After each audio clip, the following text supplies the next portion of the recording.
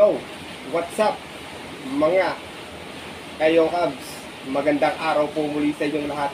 At syempre, narito na naman po muli ang inyong lingkod, Master Lekim.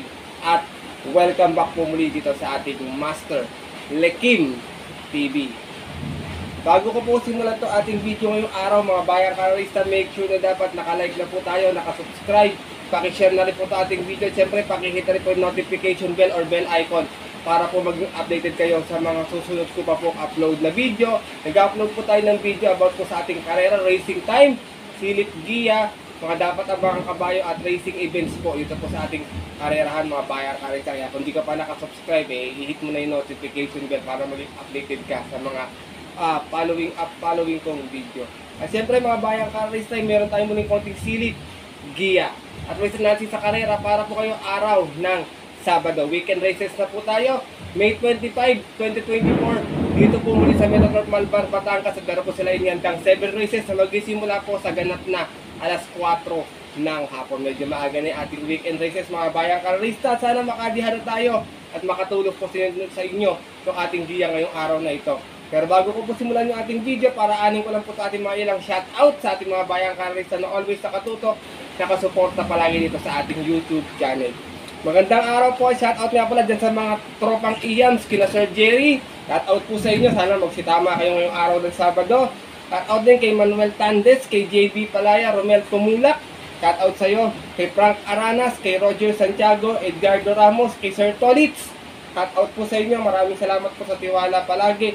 Ganoon din kay Christopher Cruz sa Addison OTV, kay Bonifacio Amper, Jericho Namba, Donna Selbawi, shoutout sa iyo, kay Vincent Buhawi, kay George Da Costa, kay DJ JR, ganoon din kay Sir Jun Sanco, kay Trainer Ruchi Ladjana. Shoutout po sa inyo, mga always nakatutok at nakasuportahan ito sa ating YouTube channel. Sana po pala rin tayo ngayong araw ng Sabado. Na siyempre, hindi ko na rin papapatagalin agad dyan. Puntahan natin agad dyan, bayang karista, matapos lamang po yung ating maikling intro. Kaya, let's go! Mga kayo! Yeah!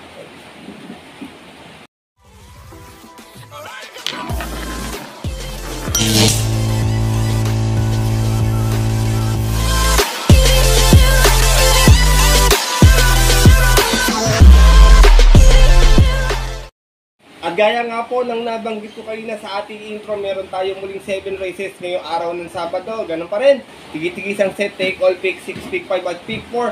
Almost 3 distansya natin, 1200 meters, mga bayang karista. May mga nagbabadyang dihatong pwedeng sumamba. Kaya kung may mga kursonada pa po kayo maliban po sa mga giyang ibibigay ko po ngayong araw ng Sabado, huwag niyo pong kalimutan isama sa inyong diskarte at mga rota. Kaya ito, simulan ko na agad natin mga konting silip at giya. Siyempre, wala na pong patumpik-tumpik pa. Good luck po sa inyo lahat. Have a blessed Saturday racing and start na po tayo. Race number 1, start na ating winner take all event, cervical cancer consistence man, 1200 yating distansya, 2-year-old and above maiden. Meron tayong 8 runners sa magalaban-laban to. Umpisa pa lang, medyo tingin ko magulo na agad kasi non-winner. Alam niyo naman yung iba rito, medyo may mga matatagal na sa grupo na kumukuha lang ng tamang tempo. Pero dito ako, first choice ko, number 6, Giselle Slab, narerendahan po ni O'Neil Cortez. Meron tong 115.4 sa 1200 noon kung saan nag-barrier po ito, bandera tapos out of 2 runners na naglaban-laban. At yun po na last year pa, no October 18, 2023, tinalo niya po doon yung kabayong si Hot Legs. Same rider pa rin tayo rito, O'Neil Cortez, para sa ating horse to beat na number 6 na si Giselle Slab. Second choice ko na magandang pangbihado, tingin ko to, kumukuha lang ng tiyempo to, baka makapwesto na maaga sa alisa. Numero 4, Wildcat, narerendahan po ni Apoy Asuncion. Ito namang si Wildcat, may 116.2. Na segunda last time, umalis nun sa 5 out of 6 stars na naglaban-laban sa isang 2-year-old maiden noong May 15. Kung saan ang nanalo po doon yung nayamadong si Follow the Ruler.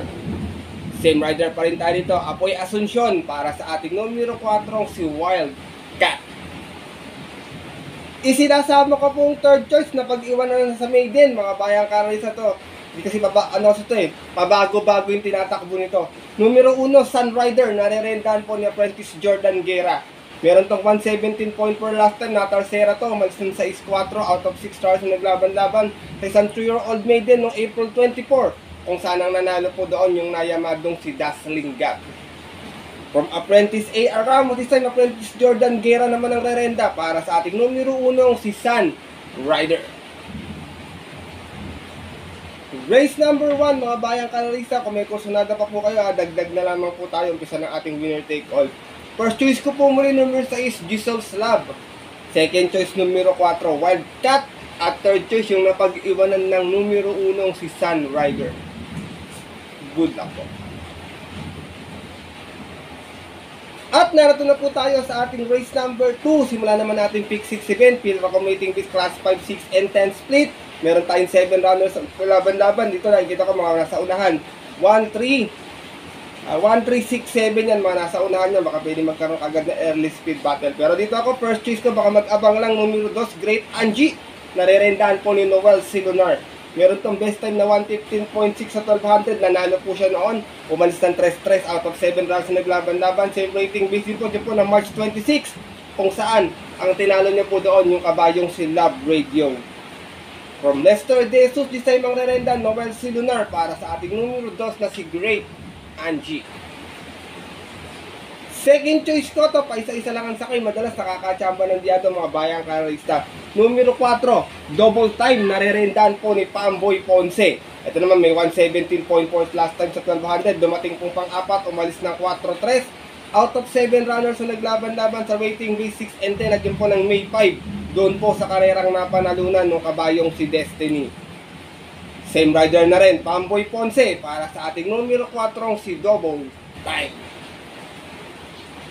Isinasama ko pong third choice, numero 7, Vitrius. Narerenda naman po ni RC Susan to last time, Tercera sa 1200. May 116.4, umalis din ng 4-3. Out of 7 rounds na naglaban-laban sa isang rating B6 and 10 at yun po ng May 17 naman. Kung saan ang nanalo naman po doon yung nayamadong si Golden 8. Same rider pa rin, regular jockey RC Susan para sa ating numero 7 na si Vitrius. Race number 2, bayang kalarista, tiko medyo magulong kalera to, kalat din yung bentahan. Kayo nang bahalang magdagdag pa kung may kursunada pa po. First choice ko po muli, numero 2, Great Angie. Second choice, numero 4, Double Time. At third choice, yung numero 7, si Vitrius. Good luck po. At narito na po tayo dito sa ating race number 3. Simula naman nating pick pag-event, field accommodating this class 4, 28-33. Meron tayo ditong 8 runners but 7 in betting number. Mga bayang kalarista to, medyo magandang karera din to. Pero dito ako, sigurado ako magdadala ng malsa pag di nila biniliglig, tapos sila. Numero 4, King Tiger. Narerendahan po ni AR Villegas. Last time may 113.6 sa 1200. Dumating pong pang-apat, umalis ng 3-3. Out of 6 runners naglaban-laban, bagong baba ito dito. Galing ito ng 34-39. At yun po ng May 5, kung saan ang nanalo po doon yung kabayong si Daily Burn. From John Alvin Guse, susubukan ngayon kay AR Villegas ang renda para sa ating numero 4, si King Tiger.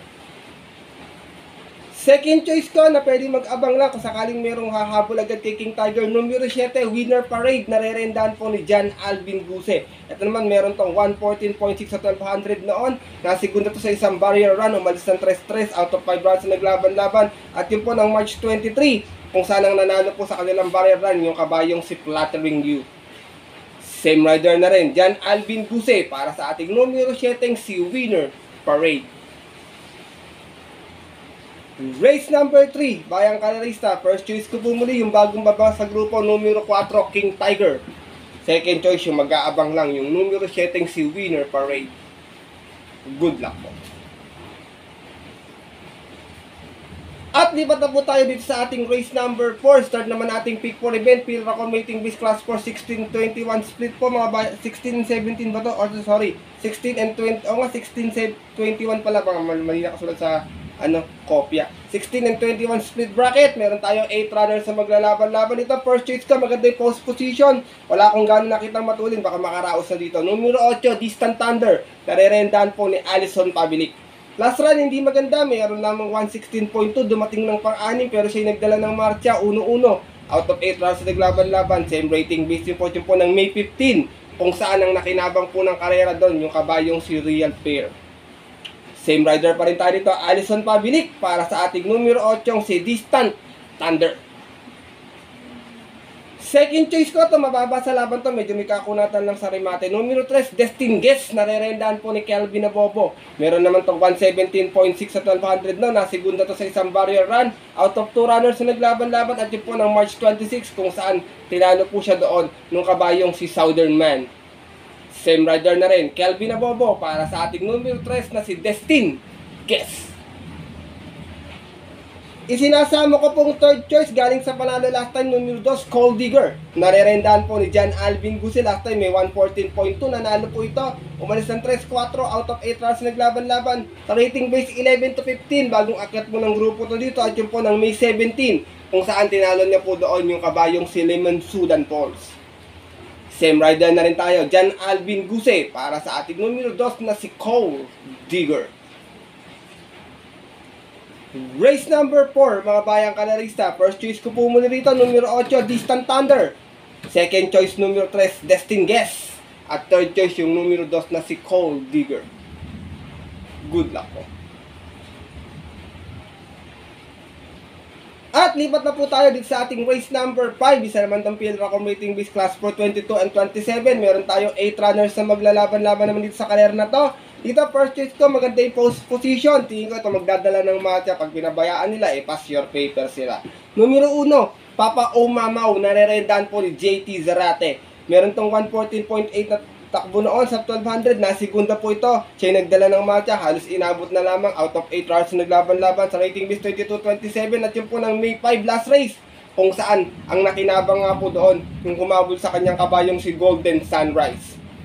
Same rider pa rin, JT Zarate para sa ating numero 1 si Papa O Mamaw.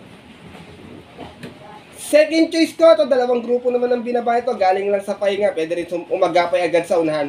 Numero 7, King Hans, narerendahan po ni John Alvin Guse. Galing ito sa isang barrier run last time, pero meron tong 113.2. Nasigunda to sa 1200 doon, umalis ng 3-4. Out of 7 rounds na naglaban-laban sa rating base 28-39 at yun po ng December 1 last year, kung saan ang nanalo po doon yung kabayong si Pay Rubel. Same rider pa rin tayo dito. From Kelvin Abobo, this time ang Rarenda Supremo, John Alvin Guse para sa ating numero 7 si King Hans. Race number 5, bayang kanarista. Tingin ko mga may chamba na lang dito, yung 4 tsaka yung 5, kayo na pong bahalang magdagdag na lamang. First choice ko po muli, numero 1, Papa O Mamaw. Second choice, yung numero 7 si King Hans. Good luck po. At narito na po tayo sa ating penultimate race ngayong araw po ng Sabado, ating race number 6. Isa naman itong field record rating base class 5, 6, and 10 split. Meron tayong 8 runners na maglalaban-laban ito. First choice ko, galing sa panalo last time, pwedeng long shot of the day ko to. Sigurado ako dihado to dito yung makil kasi ng grupo. Numero 7, Hot Legs, narerendahan po ni Boji Henson. Nanalo to last time, may merong 116 plus sa 1200, umalis ng 5 sa East.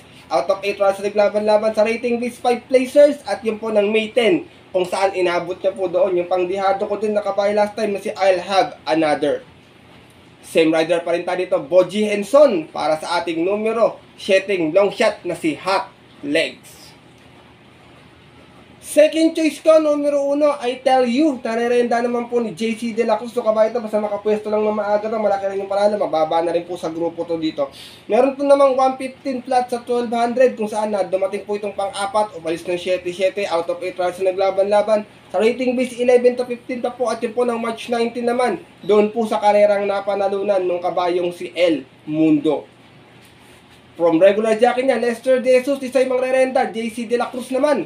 Para sa ating numero 1 si I Tell You. Isinasama ko pong third choice, numero 2, Sky Lover. Narerenda naman po ni Allison Public. Ito, mukha kumukuha na ng tiyempo tong kabayo na to eh. Meron tong 116.6 last time sa 1200. Nasigunda po ito noon. Umalis ng 2-2. Out of 40 runs na naglaban-laban sa 4 runners pala, sorry. Sa isang barrier run. At yun po ng February 25 kung saan ang nanalo po doon yung kabayong si Fortissimo. Same rider pa rin, regular jockey na to eh, Allison Pabilik para sa ating numero 2 na si Sky Lover. Race number 6, penultimate race ngayong araw po ng Sabado. Kung may nasisipat pa, kayo nang bahala. Mga nakita ko matulin dito, yung 3, 5, and 6, mga bayang kararista. Baka isa dyan makachamba sa unahan. First choice ko po muli, long shot of the day ko po, numero 7, Hot Legs. Second choice, numero 1, I Tell You. At third choice yung numero 2 na si Sky Lover. Good luck po. At narito na tayo sa ating huling karera ngayong araw po ng Sabado para tingnan po natin mapabuto exotic bet sa take all pick 6, pick 5 at pick 4. Sa itong PL Combating Base Class 5, 11 to 15 split, meron tayong 8 runners na maglalaban-laban. Ito first choice ko, lamang sa post position. Pag nakaporma kagad sa unahan to, tingin ko baka makachamba ng diado. Numero 1, Buntay Shore, narerendaan po ni Kelvin Abobo. Meron tong best time na 112.8 sa 1200. Nanalo po ito noon, bandera tapos 1-1 out of 6 stars naglaban-laban. Same rating based din po dyan po ng March 27 kung saan tinalo niya po doon yung nayamadong si Bantay Sarado. Same rider pa rin tayo dito, Kelvin Abobo, para sa ating numero 1 si Buntay Shore.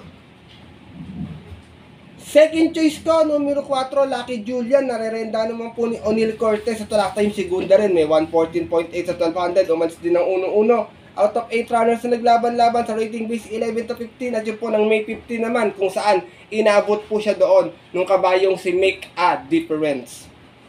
From Kelvin Abobo, this time ang rarenda, O'Neal Cortez, para sa ating numero 4 si Lucky Julian. Isinasama ko pong third choice ito, baka makachambang dihado, bayang kaya sa tingin ko meron na to, baka kumukuha lang ng tiempo or bueno. Numero 2, Noble Promise, narerendaan po ni Jomer Estorque. Meron tong 115 plus sa 1200, natarsera po ito noon, umalis ng 3-4. Out of 8 hours naglaban-laban, same rating busy po yun po ng March 19 naman, kung saan ang nanalo po doon yung kabayong si El Mundo. Same rider pa rin tayo dito, Jomer Estorque, para sa ating numero 2 na si Noble Promise. Last and final race po mga bayang kanalista, para tingnan po ito na mabuto exotic bets. Ako may nasisipag pa po kayo, kung may pang dagdag pa dagdag na lamang po tayo para medyo hindi naman po sayang yung ating magiging paratingan. First choice ko po muli rito, numero 1, Buntay Shore. Second choice, numero 4, Lucky Julian. At third choice yung numero 2 na si Noble Promise. Good.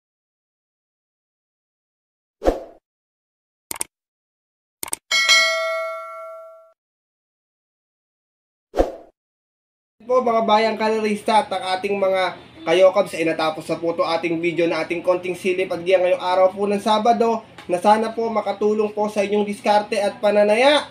Maaari nyo pong sundin kung medyo diadista po kayo, maaari naman pong hindi. Kung hindi po mga bayang kalarista, wala pong problema doon. Hindi ko po pinagpipilitan sa inyo ito ating giya, kasi po sariling aral ko lamang po ito, puro-puro at opinion po sa karera. Pagdating po ng tayaan sa takilya, siyempre mas mananay ko sarili nyo po na pupusuan at kursunada, and always po katayaan, kayo pa rin po yung masusunod. Good luck po muli sa inyo lahat, and have a blessed Saturday racing. Muli ako po nagpapasalamat sa inyong walang sawang pagtutok, suporta at tiwala palagi dito sa ating YouTube channel. Bagamat minsan hindi natatapat ating mga giya, pero nandyan pa rin po kayo, always pong nakasuporta dito sa ating YouTube channel. Kaya muli ako po nagpapasalamat sa inyong lahat mga bayang kalerista, siyempre na rin sa ating mga kayokabs dito sa ating YouTube channel. At yun po, hanggang dito na lamang po tayo mulit. Magkita-kita lang na susunod ko pong upload na video. Ito po muli ang inyong lingkod, Master Lekim, na always po nagsasabi sa inyo at nagpapaalala na ang karera po dapat po libangan lang pag meron pong sobra. Kasi po talagang mahirap ang karera ngayon. Tapat-tapat lang at talagang tsambahan lang. Minsan swerte, minsan malas, pero pag binagbigyan po tayo syempre ng nasa itaas, wag na wag po ating kakalimutan magpasalamat sa kanya at tumulong sa ating kapwa. Kahit sa simpleng pamamaraan lamang. Ika nga, share your blessings mga bayang karisa. Napakalaking bagay na para sa kapwa natin yun. Good luck po muli, and have a blessed Saturday racing. Sa mga pupunta po ng mga paborito nilang off-track betting station, 4 PM yung ating start time. Always kong sinasabi sa inyo bago matapos itong ating video, stay safe everyone. God bless. Bayang karerista, lalong-lalo na sa mga solidong diadista natin dito, mga Kayokabs.